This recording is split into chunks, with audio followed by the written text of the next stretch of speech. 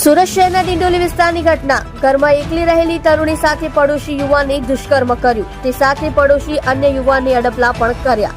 સમગ્ર ઘટના બાબતે ડિંડોલી પોલીસમાં નોંધાઈ ફરિયાદ. ડિંડોલી પોલીસે બંને યુવાનોની ધરપકડ કરી જેલના હવાલે કરી દીધા.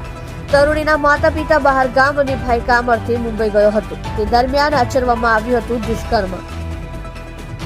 તમે જોઈ રહ્યા છો કેપી ન્યૂઝ ચેનલ રફીક શેખની સાથે.